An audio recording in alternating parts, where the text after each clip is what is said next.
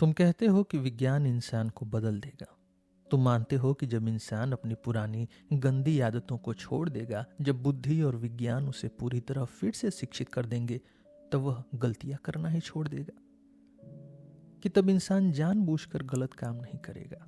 कि तब विज्ञान खुद इंसान को यह सिखा देगा कि उसकी कोई स्वतंत्र इच्छा ही नहीं थी, कि इंसान बस एक पियानो की की या ऑर्गन की स्टॉप जैसी चीज था, जो बस प्राकृतिक नियमों के हिसाब से बचता था। कि तब हम बस इन प्राकृतिक नियमों को खोज लें और फिर इंसान को अपने कर्मों की कोई जिम्मेदारी नहीं लेनी होगी।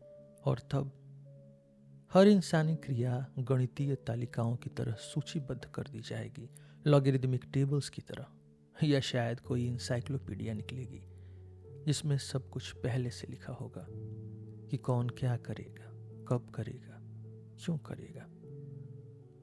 और फिर इस दुनिया में कोई घटना, कोई रोमांच, कुछ भी अप्रत्याशित नहीं रहेगा। तो फिर जैसा कि तुम कहते हो, नई आर्थिक व्यवस्थाएं बनाई जाएंगी।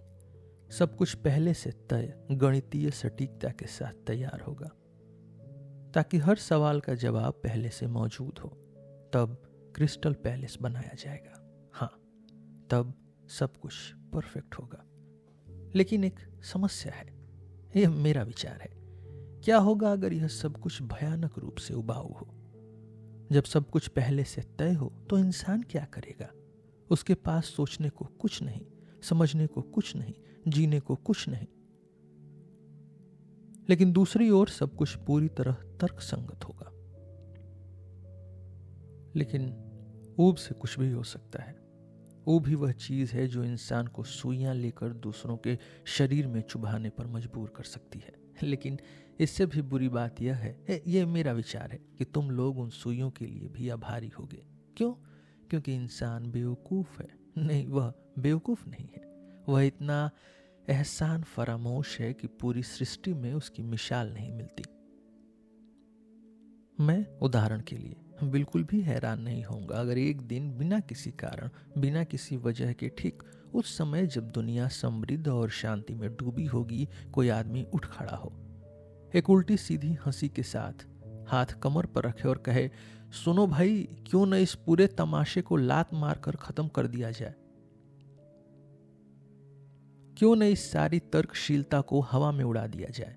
क्यों न इन बेकार के गणितीय नियमों को शैतान के पास भेज दिया जाए और फिर वो वैसे ही जिएगा जैसे हमारा मन करे, बेवकूफों की तरह, बिना किसी तर्क के। और सबसे खराब बात यह होगी कि उस आदमी के पीछे लोग चल पड़ेंगे। इंसान ऐसा ही होता है सज्जनों, और यह सिर्फ एक बेवकूफ़ी भरी वजह से होगा। एक ऐसी वजह जो सुनने में भी बेवकूफ़ी लगेगी। यह वजह क्या है कि इंसान हर युग में, हर जगह, हमेशा यही पसंद करता आया है, जो उसका मन करे वह करना, न कि जो उसके फायदे में हो। और इंसान हमेशा अपने फायदे के खिलाफ जा सकता है, और कभी कभी उसे ऐसा करना भी चाहिए। यह मेरा विचार है। क्यों? क्योंकि स्वतंत्र इच्छा बिना किसी सीमा के, बिल्कुल मनमानी, चाहे वह कितनी ही पागलपन भरी क्यों न हो, यह वह सबसे बड़ा फायदा है जिसे हम हमेशा भूल जाते हैं, जिसे किसी भी सूची में नहीं डाला जा सकता, और जिससे हर सिस्टम, हर थ्योरी टूटकर बिखर जाती है। अब सवाल यह है कि ये सारे समझदार लोग ये कैसे मान लेते हैं कि इंसान को सामान्य और नैतिक विकल्प ही चाहिए? किसने यह तय किया कि इंसान हमेशा तर्कसंगत फायदे को ही चुनेगा? इंसान को क्या चाहिए? बस एक चीज, स्वतंत्रता से चुनाव करने का अधिकार। चाहे वह स्वतंत्रता उसे कुछ भी कीमत चुकाने पर मजबूर कर दे, चाहे वह स्वतंत्रता उसे कहीं भी ले जाए, और चुनाव भाड़ में जाए। कौन जानता है इंसान क्या चुनेगा? लेकिन सुनो सज्जनों, असल में चुनाव जैसी कोई चीज ही नहीं होती। तुम हंसकर बीच में टोक दोगे। विज्ञान ने इंसान का इतना विश्लेषण कर लिया है कि अब हमें पता चल गया है कि चुनाव, और जिसे स्वतंत्र इच्छा कहते हैं, वह असल में कुछ भी नहीं है। रुको सज्जनों, मैं खुद भी यहीं से शुरू करने वाला था। सच कहूं तो मैं थोड़ा डर भी गया था। मैं तो यही कहने ही वाला था कि कौन जाने चुनाव किस पर निर्भर करता है, और शायद यही अच्छी बात है। लेकिन फिर मुझे विज्ञान की शिक्षा याद आ गई और मैं रुक गया। और देखो, तुमने खुद ही यह विषय छेड़ दिया।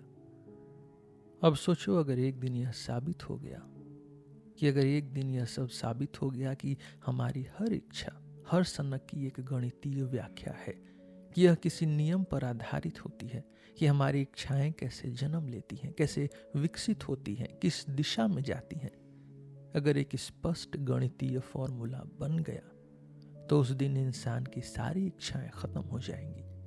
क्योंकि बताओ, कौन ऐसा होगा जो नियम से चुनाव करना चाहेगा? इंसान उस दिन से इच्छा महसूस ही नहीं करेगा। वह इंसान से बदलकर एक ऑर्गन की स्टॉप या कोई मशीन बन जाएगा। अब सोचो, अगर इंसान के पास इच्छा ही नहीं बची, तो फिर इंसान है ही क्या? एक पियानो की की, एक बजता हुआ ऑर्गन? क्या सोचते हो?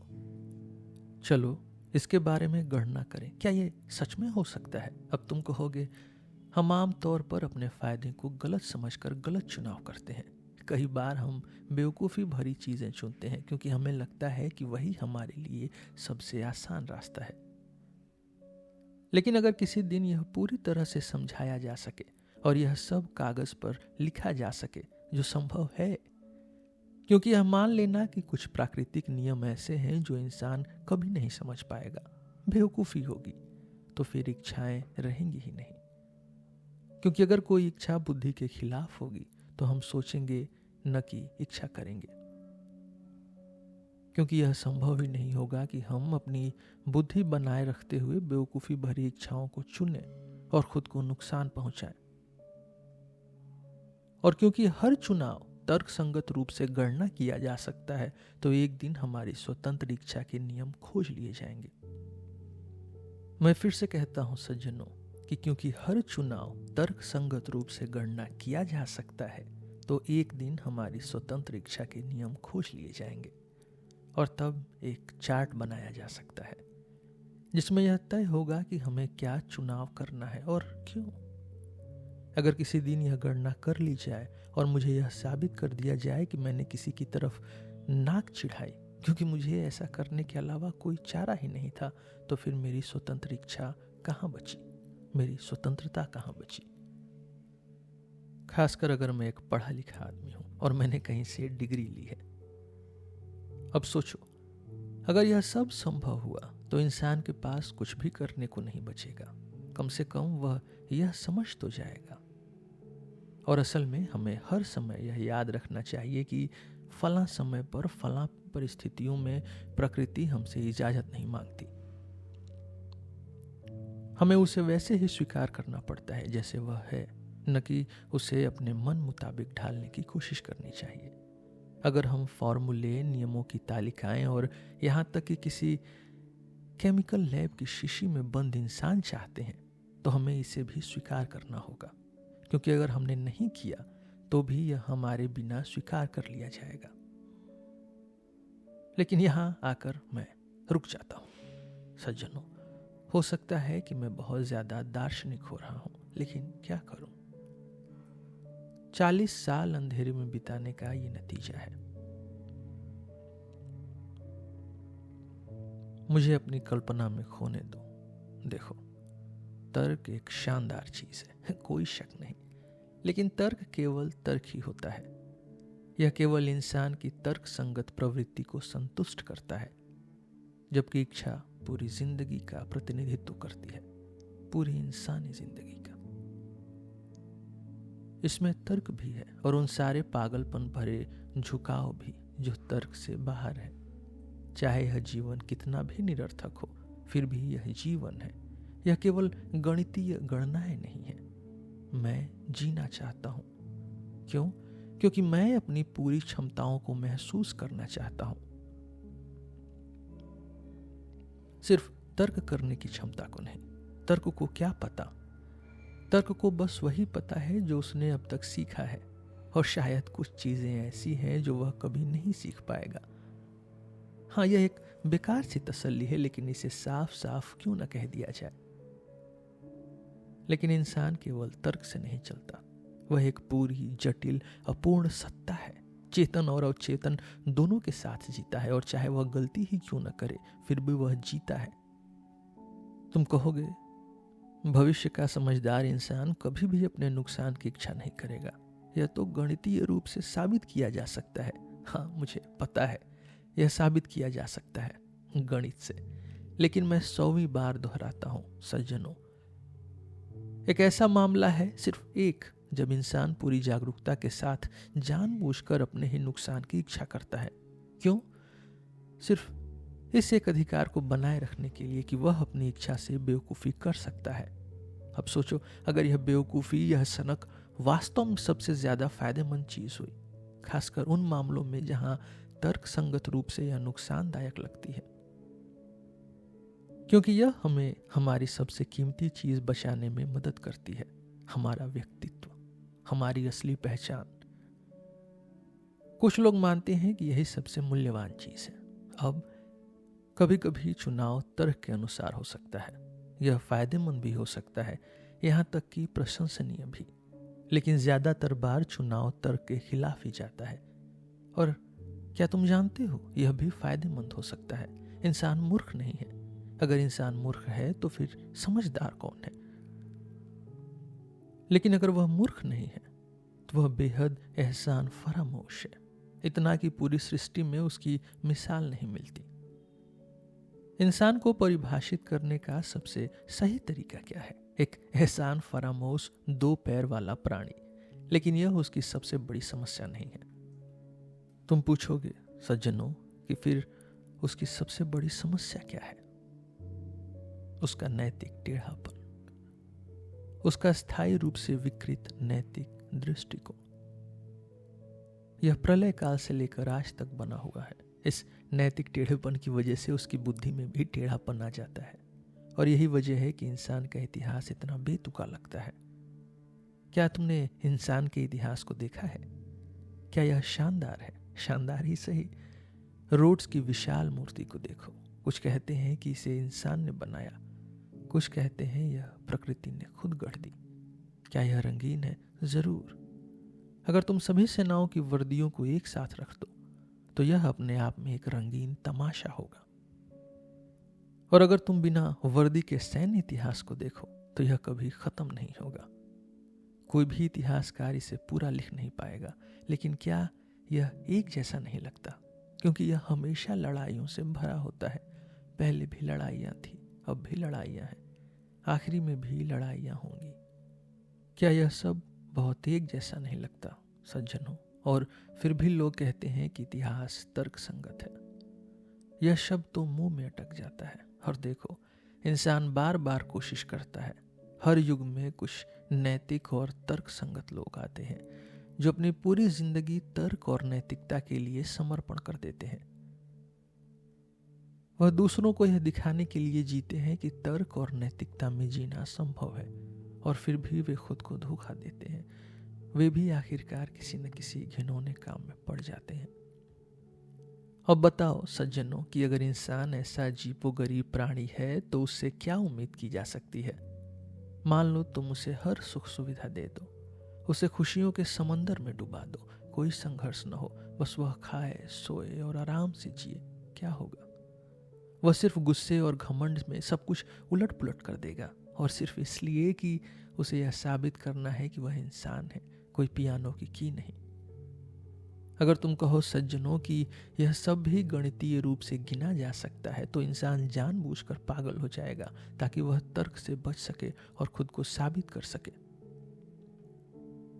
हाँ सज्जनों, मैं इस पर भरोसा करता हूं, क्योंकि इंसान का पूरा जीवन बस यही साबित करने में बीतता है कि वह इंसान है और कोई पियानो की की नहीं। और अगर इसके लिए उसे अपनी जान भी देनी पड़े, उसे अगर नरभक्षी भी बनना पड़े तो वह करेगा।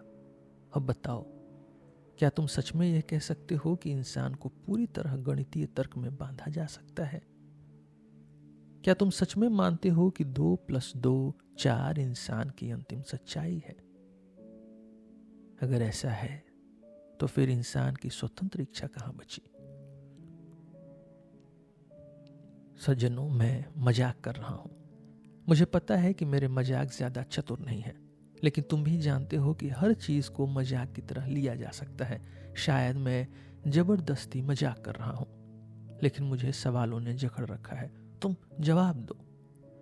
तुम इंसान की पुरानी आदतों को बदलना चाहते हो। तुम्हें लगता है कि विज्ञान और तर्क से इंसान की इच्छाओं को सुधारा जा सकता है, लेकिन तुम यह कैसे जानते हो सज्जनों कि यह संभव भी है? यह सच में अच्छा होगा? इंसान को सुधारने की जरूरत ही क्या है? और सबसे अहम बात, तुम इतने आश्वस्त क्यों हो कि इंसान का असली फायदा हमेशा वही होगा जो तर्क और गणित उसे बताएंगे? यह अब तक सिर्फ एक परिकल्पना है। शायद यह तर्क का नियम हो, लेकिन यह इंसानियत का नियम नहीं है। क्या मैं पागल हूं? शायद तुम ऐसा सोच रहे हो, लेकिन मुझे अपना बचाव करने दो सज्जनों। इंसान एक निर्माता प्राणी है। उसे कुछ बनाना होता है। वह हमेशा एक नया रास्ता खोजने की कोशिश करता है, चाहे वह कहीं भी ले जाए। लेकिन इंसान को बिगाड़ने में भी उतना ही आनंद आता है। क्यों? क्योंकि शायद इंसान को डर लगता है कि वह अपने लक्ष्य को सच में न पा ले। शायद वह अपने बने हुए महल को दूर से पसंद करता है, लेकिन करीब से नहीं। शायद वह इसे बनाना पसंद करता है, लेकिन इसमें रहना नहीं चाहता। और जब यह बन जाएगा, वह इसे छोड़ देगा ताकि उसमें चींटियां, भेड़ें और दूसरे सभ्य जीव रहे, क्योंकि चींटियों का स्वाद अलग होता है। चींटियां एंट ही बनाती हैं। वे इसे बनाकर शांति से रहती हैं।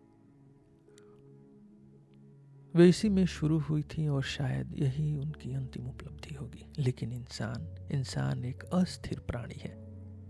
शायद वह सिर्फ खेल पसंद करता है, न कि उसका नतीजा। शायद इंसान एक असली लक्ष्य हमेशा प्रयास करना है, न कि किसी अंतिम निष्कर्ष पर पहुंचना, क्योंकि अंतिम निष्कर्ष हमेशा गणितीय फॉर्मूला होगा और 2+2 4 कोई जीवन नहीं है, बल्कि यह मृत्यु की शुरुआत है। इंसान एक गणितीय निश्चितता से हमेशा डरता रहा है। अब सोचो, इंसान पूरी जिंदगी इसे खोजता है, समुद्र पार करता है, अपनी जान कुर्बान कर देता है, लेकिन अगर उसे सच में यह निश्चितता मिल जाए, तब उसके पास खोजने को कुछ नहीं बचेगा। फिर क्या करेगा वह सज्जनों? मजदूर जब अपना काम पूरा कर लेते हैं तो उन्हें मजदूरी मिलती है। वे शराब खाने जाते हैं और फिर पुलिस थाने में पहुंच जाते हैं। कम से कम 1 हफ्ते के लिए उनके पास कोई व्यस्तता होती है। लेकिन इंसान, वह कहां जाएगा? इसलिए जब इंसान अपने लक्ष्य को हासिल करता है, तब भी वह असहज महसूस करता है। वह खोजना पसंद करता है, लेकिन हासिल करने से उसे डर लगता है। इंसान एक अजीब प्राणी है सज्जनों। अब सबसे अहम सवाल, तर्क ही हमेशा सही क्यों माना जाता है? क्यों मान लिया गया कि सिर्फ फायदा ही इंसान के लिए अच्छा है? क्या तर्क कभी गलत नहीं करता? क्या इंसान को सिर्फ सुख ही चाहिए, या वह उतना ही दुख भी चाहता है? क्योंकि यह सच है सज्जनों कि इंसान को कभी कभी दर्द से भी उतना ही प्यार है जितना खुशी से। इतिहास मत देखो, खुद को देखो। अब मैं तुम्हें बताता हूं कि असली बात क्या है सज्जनों। सिर्फ भलाई की चाह रखना, यह तो बेहद घटिया चीज लगती है, चाहे यह सही हो या गलत। कभी कभी कुछ तोड़ना बेहद सुखद लगता है। मैं न पीड़ा का पक्षधर हूं न सुख का। मैं सिर्फ अपनी सनक का समर्थन करता हूं। अब तुम कहोगे, क्रिस्टल पैलेस में पीड़ा की कोई जगह नहीं होगी।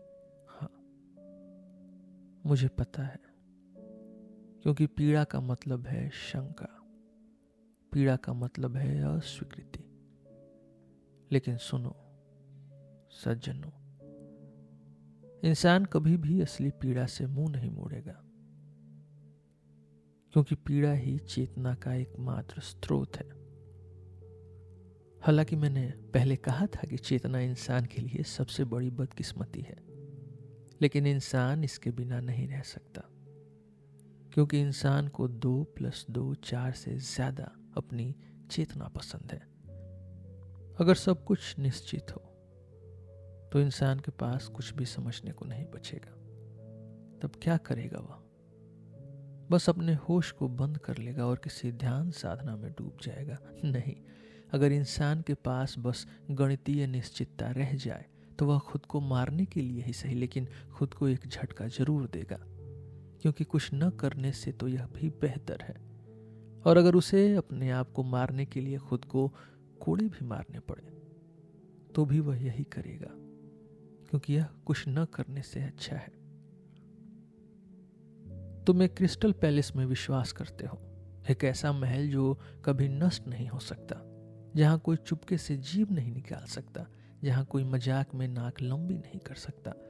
शायद यही वजह है कि मैं इस महल से डरता हूं, क्योंकि यह क्रिस्टल का बना है, क्योंकि इसे तोड़ा नहीं जा सकता, क्योंकि इसमें कोई छेद नहीं है जहां से कोई बाहर झांक सके। अगर यह महल ही नहीं होता बल्कि बस एक मुर्गी खाना होता तो शायद मैं भी बारिश से बचने के लिए उसमें घुस जाता, लेकिन इसका यह मतलब नहीं कि मैं उसे महल मान लूंगा सिर्फ इसलिए कि उसने मुझे भीगने से बचा लिया। अब तुम हंसोगे, तुम कहोगे अगर मकसद सिर्फ खुद को सूखा रखना हो तो मुर्गी खाना भी महल के बराबर ही है। हाँ, मैं मानता हूं। अगर जीने का सिर्फ एक ही मकसद हो, बारिश से बचना, लेकिन अगर जीने का मकसद इससे ज्यादा हुआ तो अगर मैं ठान लूं कि अगर जीना ही है तो महल में ही रहूंगा, यह मेरा चुनाव है, मेरी इच्छा है। अगर तुम इसे बदल सकते हो, अगर तुम मुझे कोई दूसरा आदर्श दिखा सकते हो तो दिखाओ, लेकिन तब तक मैं मुर्गी खाने को महल मानने से इनकार करता हूं। अब तुम कहोगे क्रिस्टल पैलेस तो एक निरर्थक सपना है, यह प्रकृति के नियमों के खिलाफ है, तुमने इसे अपनी मूर्खता में गढ़ लिया है। हो सकता है, लेकिन इससे मुझे क्या? यह मेरी इच्छाओं में मौजूद है। जब तक मेरी इच्छाएं हैं तब तक यह सपना भी रहेगा। अब तुम हंसोगे, हंसो सज्जनों, मैं सह लूंगा, लेकिन मैं भूखा रहकर भी यह दिखावा नहीं करूंगा कि मैं संतुष्ट हूं। मैं समझौता नहीं करूंगा, मैं इस ढोंग को स्वीकार नहीं करूंगा।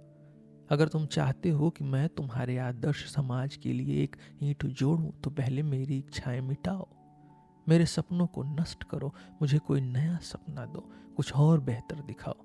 अगर नहीं कर सकते तो मुझे भी तुम्हारे दिखावे की दुनिया से कोई वास्ता नहीं। मैं अपनी अंधेरी गुफा में वापस चला जाऊंगा, लेकिन जब तक मैं जिंदा हूं, जब तक मेरी इच्छाएं जिंदा हैं, मैं मर जाऊंगा लेकिन तुम्हारे महल के लिए एक ईंट नहीं लाऊंगा। सज्जनों, अब तुम कहोगे अभी अभी तुमने खुद ही क्रिस्टल पैलेस को ठुकरा दिया सिर्फ इसलिए कि उसमें जीभ नहीं निकाल सकते। नहीं, मुझे जीभ निकालने का कोई शौक नहीं। शायद मैं इसी बात से चिढ़ा हूं कि तुम्हारी बनाई दुनिया में ऐसा कोई महल ही नहीं बचा जहां इंसान खुलकर सांस ले सके। मैं कुछ और चाहता हूं। अगर चीजें ऐसी हों कि मैं अपनी इच्छाओं से मुक्त हो जाऊं तो मैं भी अपनी जीभ खुद काट कर फेंक दूं, लेकिन यह तो संभव ही नहीं है। और फिर सवाल उठता है कि मैं ऐसा क्यों बना हूं?